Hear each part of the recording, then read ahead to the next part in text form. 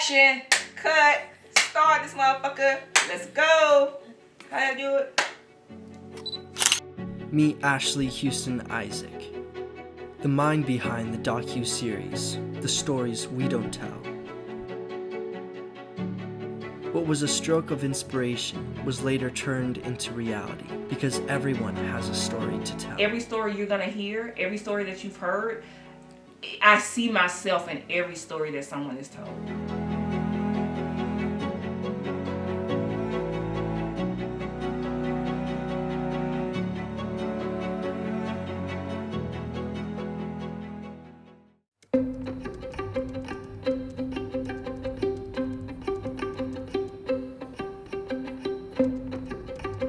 Who are you? It depends on the damn day, for real. Today, I'm Ashley Houston Isaac, being interviewed about the docu-series I chose to produce. So that's who I am today. Other days, mom, boo, I've been a wife, I've been all that. A bitch, all that. Sister, auntie. Why are you making this docu-series? The reason I'm making this docu-series, to be honest with you, is just like, I have so many aspirations in life. Well, this docu-series was just one of them. I'm infatuated with docu-series. More of the docu-series that show wives killing their husbands and stuff like that, or, you know, the opposite, you know, husband killing their wife. Creepy things like that. I'm just infatuated with docu-series. With that being said, I've always wanted to shoot my own docu-series. And the conception of this docu-series is because, like, with the stories we don't tell, is because one day I was having a conversation with one of my co-producers, Jasmine. And we lived in North Carolina. I was like fresh out of college. I had my own place. And one night she came over to spend the night because she was working at a club. She had to come over, like the club was close to my house. So she came over to spend the night. After the club, she came. So the next morning, you know, I'm up cooking breakfast.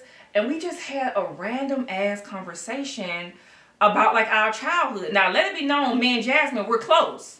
Like, I consider her one of my sisters or whatever.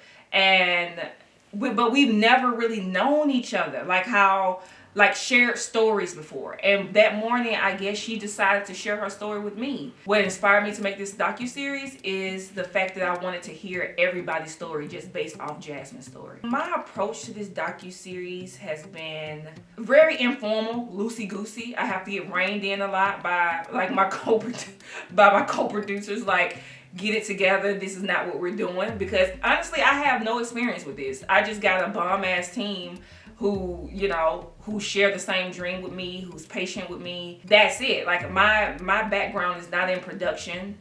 It's in my, you know, my undergraduate degree and my master's degree was in business and human resources. So even having a team that has a, you know, a background in journalism, media studies, literally I look at this project as I am the mother of this. However, I'm the mother who couldn't carry the baby. So I had to get a surrogate. And then that's where Jazz and Mo comes in at. They literally have carried this baby for me.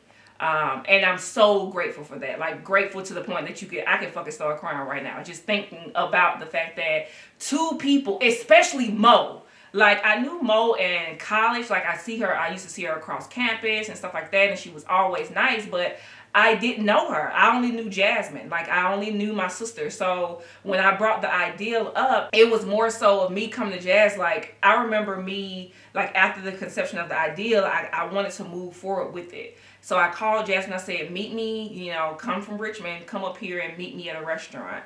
I want to take you out to lunch. Of course, I had a motive, taking people out to lunch, and this is how, like, crazy thing. So I took her out to lunch, and I was just like, I have an idea. I want to shoot a docu-series. And her response was, bitch, you ain't got no experience shooting no docu-series.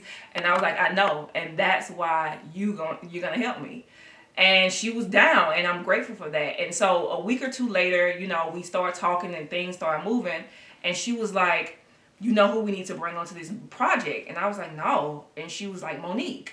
And I was like, Monique, she was like, yeah, Monique, she's bomb behind this. Like, she's bomb behind the scenes. She knows what she's doing. And she went to like film school. And I'm like, fucking film school? Black people go to film school? And she was like, yeah, Monique was a beast in school. So I was like, okay, cool. So again, we devised a plan. And I was like, okay, well, we're going to invite her over. And I'm going to, order her dinner too. And I'm going to wheel her in like I wheeled you in. So funny story, like Mo came over and we're sitting at my living room, my dining room table, and dinner is here. And Jasmine is sitting on one side, and Mo sitting on the other side. And I kick Jasmine because we're having small talk at this point. And like, I'm kicking Jasmine up under the table, like, okay, who gonna ask her? You gonna ask her, or am I gonna ask her? And so Jasmine finally asked her, like, Mo, can you like be on our team? Can you help us with this docu-series? And Mo was like, yeah, I think it's a good idea. And I was just like, oh my God, like this shit is really about to happen. Like I'm really gonna shoot a docu-series. My involvement in this project looks like, what I thought it was gonna look like is me buying all the shit and then just kind of letting Mo and Jasmine do everything. And that's not what it's been, to be honest with you. Monique will not let me not be involved in this.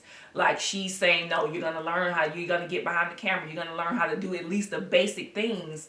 And I appreciate her for that. Even when I get frustrated with Monique, and that's who I'm frustrated with the fucking most is Monique. Because she will not let me not be involved in this. Like she's like, you're going to learn this. This is your baby. You're going to, you can do it. And like, looking back on it, I'm very grateful for that because I've learned so much about and this is just like the tip of the iceberg because of course I want this to be very, very big.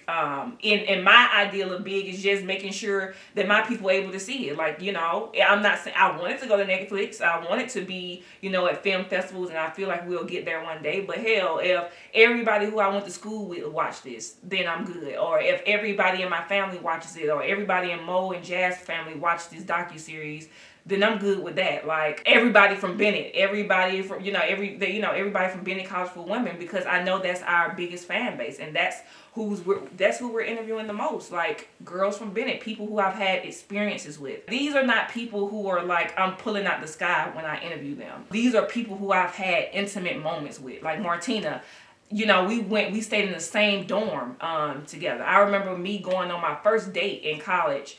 And Martina was like, this is what you need to do. Don't spend the night at his house. And like, she was like, and text me when you get there. Even with Keeley went to Bennett as well. Aaron, I used to work with Aaron. And we had a horrible relationship when we worked together. Like, she couldn't stand me. I couldn't stand her. I actually got into an argument at work. And now we're literally like, if anybody who I would trust my child with, it would be Aaron. Like, that's how close we've grown. Like, me being rushed to the hospital, just having Aiden, having my son, guess who was there with me? Aaron. I'm forever grateful for her. So, like I said, these are not people who I've literally, I'm pulling out of the sky. I share intimate moments with these people. The biggest lesson I've learned throughout this process is,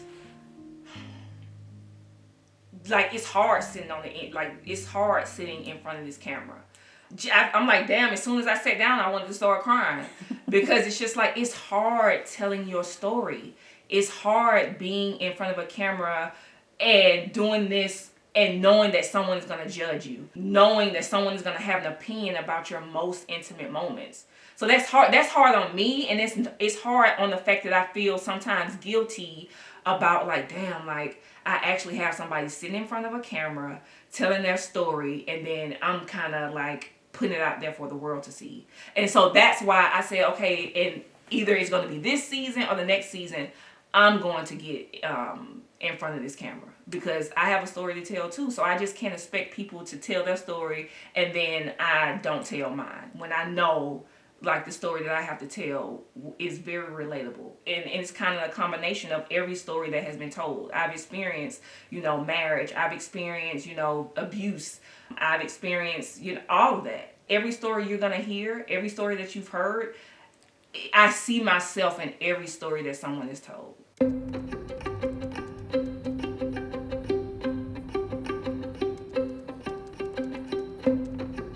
So So as a director of a docu-series, I feel like you hold the responsibility. So you have everybody's story in your hand. And it's just like, how are you going to handle that? It's just making people feel comfortable and being okay with their responsibility. And sometimes it gets overwhelming, especially I'm stepping into an arena that I have no experience in.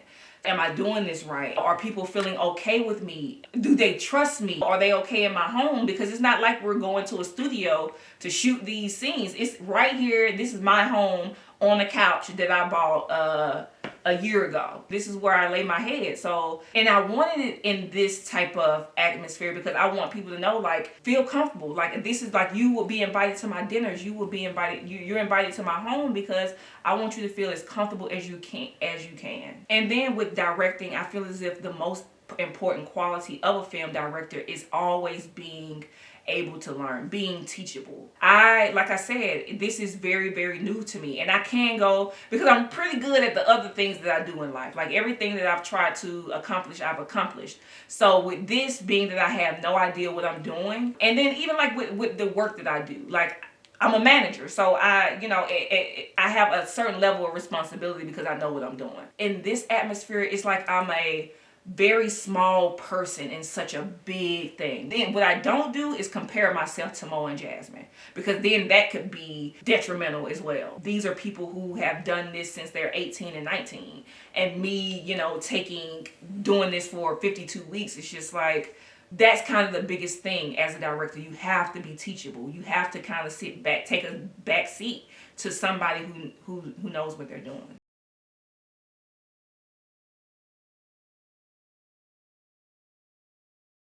Now, 3 of my most cherished values are family, my family, the family in which I've created for myself, be it, through bloodline or through just bonding, my work, and the relationships in which I build. And my word, like I want to be a woman of my word, to be honest with you. So those are like my most cherished values right there. Why?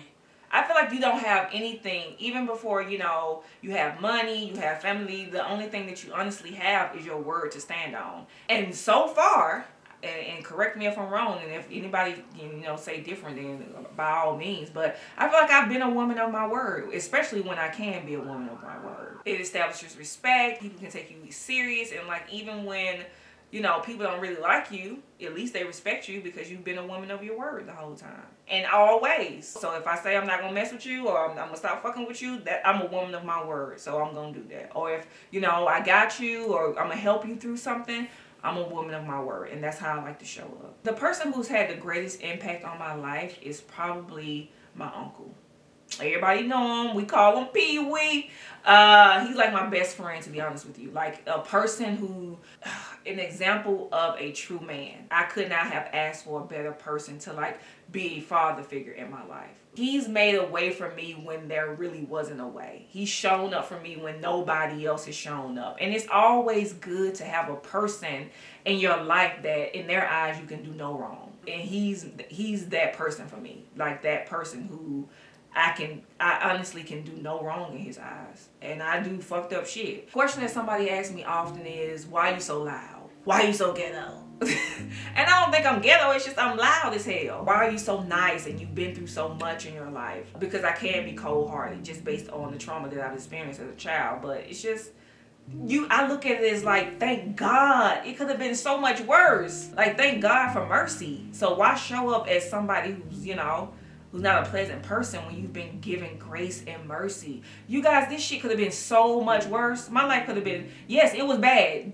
Don't get me wrong. But it could have been worse. Like, look at, like, when I listen to these stories, like when I say I'm grateful because not only grateful for the people, but grateful for like, oh my God, like, thank you, Lord, for watching over me. Like, I didn't have to experience that type of trauma. I experienced trauma, but it wasn't that type of trauma. Like, thank you for that. Like, and I get asked that all the time. How do you continue to show up? Sometimes I honestly think like, damn, I'm surprised you didn't get on drugs. All the shit you've been through in your life, I'm surprised you not somewhere on dope somewhere. How do you respond to criticism? I have been, sometimes I do get criticized on this project because, like I said, it hasn't been my background. Business. I have a business background. However, when you look at this like everything is a business. So don't get it twisted. My business degree comes in handy a lot. I have to find editors. There has to be a budget. Somebody got to pay for this shit. Somebody got to bring people on board to work. You got to work. People have to work for you. So you have to have some type of business sense about you. So my business degree has definitely come in handy. Me being able to communicate my needs, my vision for this project, I feel like it's attributed to the fact that I do have a business degree. Me being able to look at a budget or, look at, prices and stuff like that and say, not going for the first editor saying, okay, this is the price that I'm going to give you. Me being able to negotiate things that I've learned in business school. So yes, I get criticized a lot in reference to like, well, you wouldn't be as far as you are if it wasn't for X, Y, and Z. You're damn right I wouldn't be. I probably wouldn't be as far as I am in this docu-series without Angie, Jasmine, and Mo. But my business sense, with me having the business sense that I have, I was able to pick the perfect people, i.e. me being in human resources, knowing how to interview people, yada, yada, yada. Yeah, you're right, I wouldn't have. I'm not going to lie about that. But I'm here, so...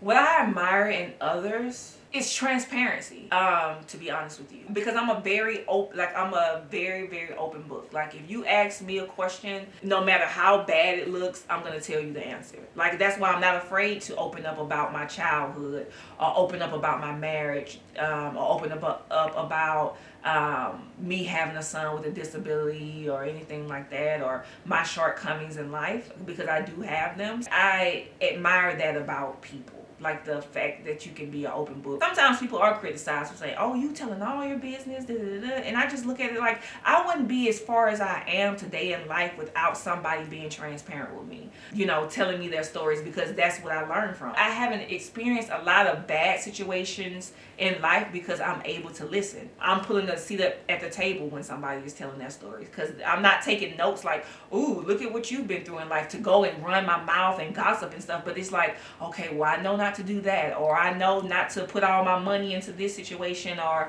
that those type of things. Transparency. I would not be as far as I am today without somebody giving me lessons and being transparent of the things to look out for in this world, whether it's with men, money, your circle of friends, and all of that stuff like that. Do you think it's important to be optimistic or realistic in life? I'm very, very realistic when it comes to, that is a good question. Is it better to be optimistic or realistic? I'm very realistic. So that's how I approach things. Like I'm looking at, I'm looking at how this can fail. Or looking at, okay, if this fails, then we need to have a plan A, a plan B, C. I'm not that person who just ride on the back of plan A.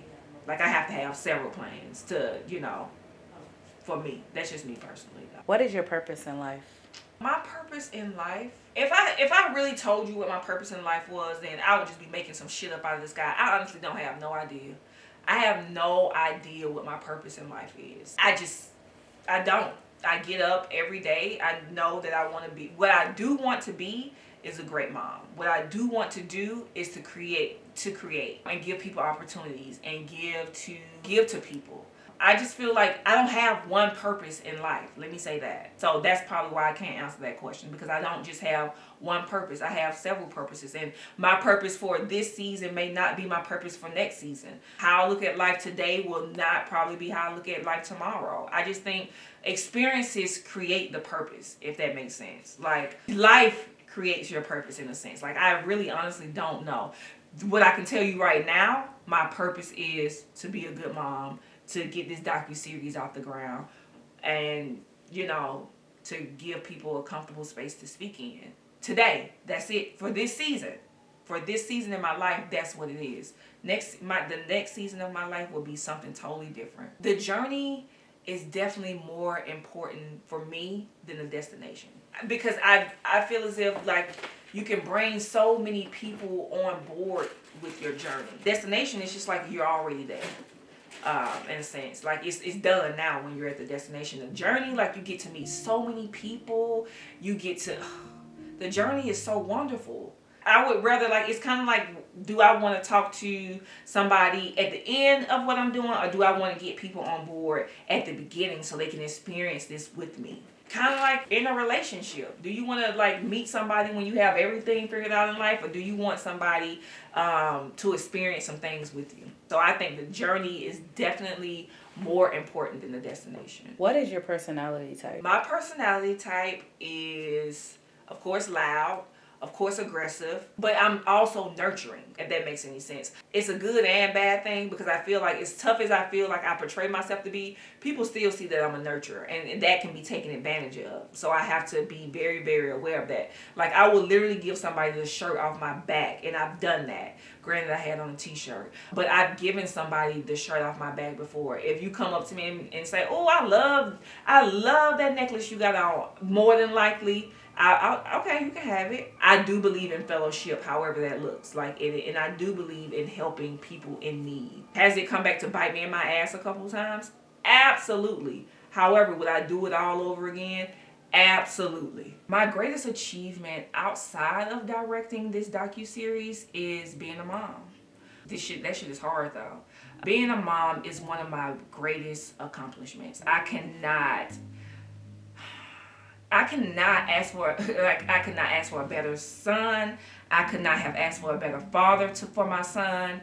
Even with my son's struggles with autism, it's just like I couldn't have asked for a better situation to be a mom, because it's just like you think that you're gonna have this thing down packed in motherhood and being a parent, and then you're getting thrown left and right every day. And it's just like, how do you overcome those things? Like, how do you still show? Because out of all of anything that's happening in my life, I still have to show up as a mom. And that is very, very hard. And it's just like, I remember people used to say, there's no book to show you how to be a mom. And I used to say, it's no book, but anybody can be a mom. Like, there's literally no book. Every day, if I was to give myself a grade, it will probably be an F. But I get up every day with the attitude of, okay, I'm gonna reach for an A today. Like, I have no idea what the fuck I'm doing as a parent, to be honest with you. And my child is 7 years old. But what I do is I lead with love. Like, that's how I parent. I parent with love. I try not to parent off the experiences that I was thrown as a child, because they were fucked up. Because I don't know how to be a parent. I had no example of being a parent because my parent was gone, And then the parenting situation in which I was in, like, it was abusive. So it's just like, how do you come back from that? Like, how do you be a parent when you haven't been shown how to be a parent? How do you lead with love as a parent when you wasn't shown that love as a child? How do you be a parent when you have so much trauma from your childhood? Like, you have to go to therapy. I stay in therapy. Like, literally, I stay in therapy, and that's the only way that I get through motherhood, to be honest with you. My greatest fear is showing up as a parent, and in a sense, being my mom. Not knowing how to apologize, not solely being there for my son, not being patient. That shit is scary as hell. Being the parent that my mom was to me is the biggest fear of my life. All of life achievements, and I have a lot of them, my biggest fear is just not being able to show up as a parent, just based on the trauma in which I've experienced. So, okay, my childhood. So my mom had substance abuse issues. So, like, it's a crazy story. So my uncle married this amazing woman, and my uncle meaning my mom's brother. So being that my mom had substance abuse issues, I was gonna be taken to foster care, and my uncle's wife was like, no, foster care, like, what, what is going on? Like, I'll take her. And she did. But she worked. And so she, in turn, her mom, who I was raised by, she was like, okay, I'll raise her. And that's how I, because my mom has substance abuse issues, I was raised by somebody else, a whole different family. And that kind of showed me, like, blood does not make you family. It does not. Love and bonds make you family. Even though, like, I was raised in an abuse, like, my adoptive mother was very abusive, physically and verbally abusive towards me. So I dealt with that my whole childhood. And then when I was maybe 15, I moved back with my biological mom, and just seeing, substance abuse all the time, her leaving on the weekend and not coming back to Monday, or, kind of navigating life all by myself as a teenager. That was very hard. And then one day, when I was probably 17, my biological mom got up and left. And I didn't see her again until I was like 19 years old. So it was just, me and my oldest sister living in an apartment, like navigating life. Me in high school, navigating adult life. That was really, really, really hard. Really hard. Like, I wouldn't wish that on my worst enemy. A time where I failed and bounced back. Shit. What am I not failing at, to be honest with you? I wouldn't so much say failed, because I just feel like when you fail when you don't try. But things that I'm not good at would be, there's a lot of things that I'm not good at. Like, so communicating. I'm a good communicator, but I'm like abrasive when it comes to communication. And I think that's just my childhood coming back up. But I just don't feel like it's abrasive because I grew up in a verbally abusive home when I was growing up. So what I probably fail at is trying to see things from somebody else's perspective, seeing how I'm showing up in other people's eyes. Like, I fail at that all the time, because it's just like, well, I didn't call you a bitch, like, or something like that, because that's what I'm used to. Like, I'm used to that type of language. So if I'm not showing up like that, then I'm showing up. So, like, it's just like, what the fuck? Like, what did I do? And that's a lot of, like, most of the time, that's my attitude. Like, what did I do this time to offend somebody? So I think that's the thing, like, me really not paying attention to how I'm showing up to situations. I fail at that a lot. Showing up like that definitely has, I haven't lost any friends. However, like, I'm going through a divorce because of it. But not because of that. Let me take that back, because he did some crazy shit. But I think that played a part in it. Like, me being abrasive. And then it transforms into me just basically standing up for myself and not taking a lot of shit.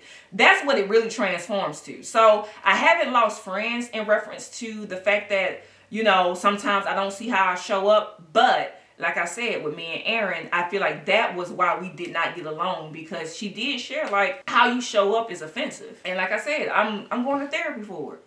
Shit, damn. Don't make a goddamn bone. Let me tell you this for this docu-series. This docu-series is going to change a lot of stuff, only because this is not $1 million budget. This is somebody who's saying, I want to hear your story. However it looks, because I know we have stories to tell, and I want to hear it. So, and it's just like, for every little ghetto black girl who, who's like, I can't do it, and try to make an excuse of, well, because I'm from the ghetto, or because I don't have this, or because I grew up with a mom who was on dope, or I don't know my dad. Like, no, that's no excuse. You can do it, because that's exactly how I grew up. No dad, mama on dope, being abused emotionally, physically, and verbally. That doesn't mean anything. You can persevere. And that's the reason why this docu-series is going to be great, because this is not a docu-series coming from Spike Lee granddaughter. This is a girl, literally me, waking up one day saying, I got an idea, and just moving forward with it. And I just had, two people who believed in the idea. What motivates me to get up out of the bed every morning is, like, honestly, just to be able to say, like, I conquered. Let me tell you this. When I was going through the worst time in my life, I would look at the clock every day at 9 o'clock and be like, oh God, thank you God, I got through this day. Because this pandemic, these days, 2021 literally has shown its ass. So, looking at that clock every day at 9 and just basically saying, girl, you got through this day. And that motivates me to, like, I made it through one more day. Like, this day was stressful. This day was some bullshit, but I made it through. And it's just like being able to conquer a day that's full of stress, full of, like, unforeseen bullshit, and just making it to the next day. That's what motivates me. And of course, being a mom, like, I refuse to fail before I refuse to fail my son. I just refuse to do that. Especially when I can, like, if it's avoidable, because sometimes you can't avoid failure.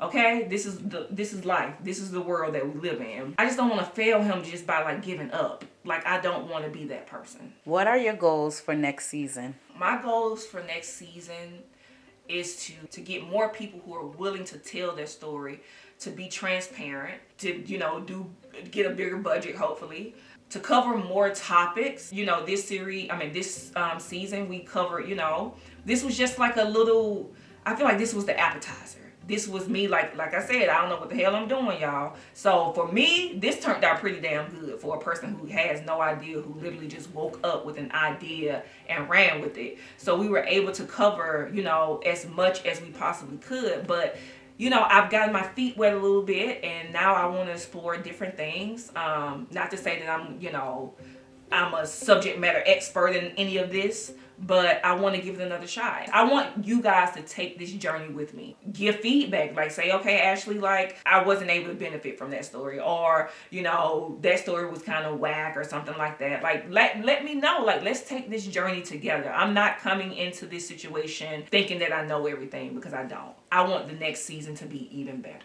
The greatest moment of this season for me has been the people in which I work with. Like, Jazz and Mo have been the highlight, and Angie. I could have not worked with a better team. Like, that has been the highlight of this docu-series. It hasn't been, being able to do the docu-series. It's been me able to do this docu-series with the people that I've been able to do it with, and the connections in which I've made, the interviews, like the people in which I've interviewed are great. Some of these people who I've interviewed, I haven't talked to in 10 years. So I'm just like, when I say grateful, I'm so grateful for everybody. I cannot have asked for a better team. And like I said, if this thing goes nowhere, I want it to go, for me, I want it to be to where my team gets a break from this. Like, I want Mo to be like the next big producer. I want Jazz to be the next big PR. I want Angie to be the next big producer.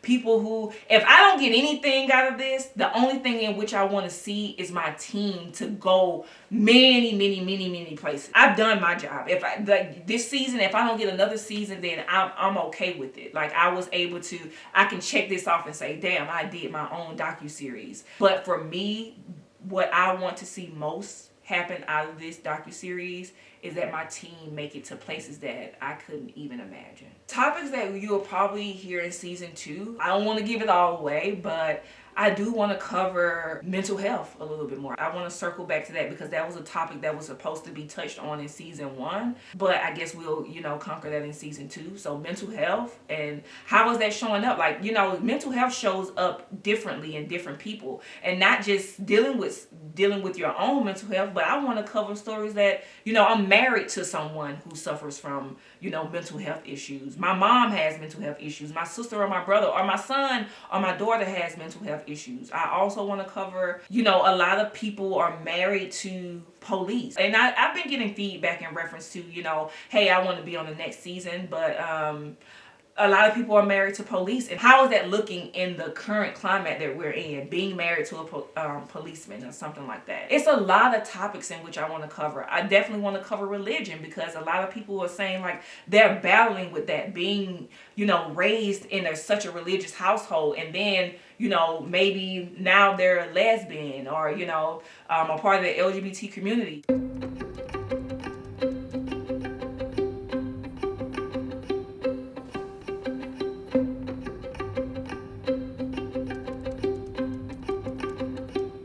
A classic that I would want to remake. Movie? I don't know. A movie or something like that? Me and my sister used to watch this movie all the time. Babs.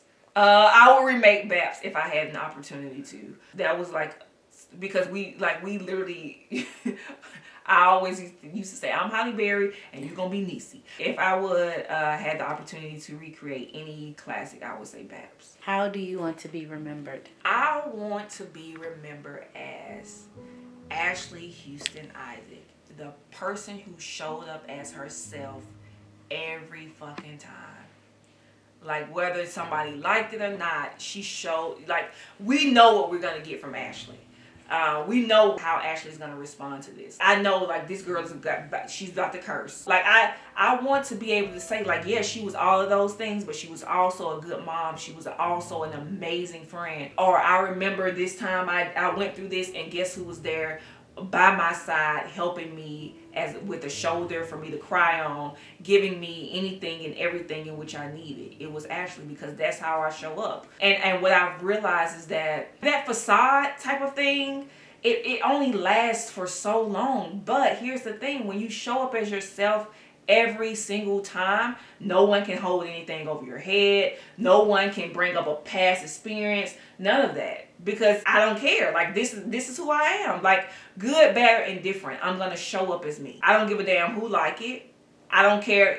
You know, my personality has put me in rooms, and it's taken me out of some rooms. It's giving me opportunities, and it's taking opportunities away from me as well. I'm not willing to waver as it relates to my personality. I'm just not willing to do that. I just feel as if, as women, and I don't even want to say just as black women, but yes, as black women, I just feel as if sometimes we have to dim our light just to make somebody comfortable.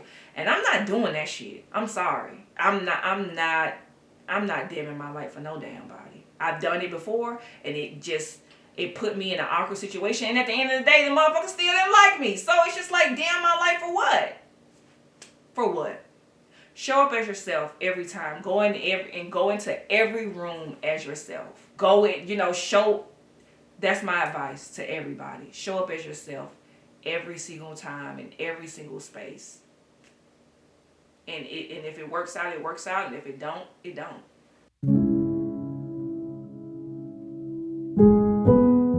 This is a crying couch right here, bro. Like, this over here makes a motherfucker want to cry. Okay? And I see why people was crying on this couch. Because as soon as I sat down, I was like, where's the damn tissue at? Please, give me the fucking tissue. The tissue with the stories you don't tell. Exactly.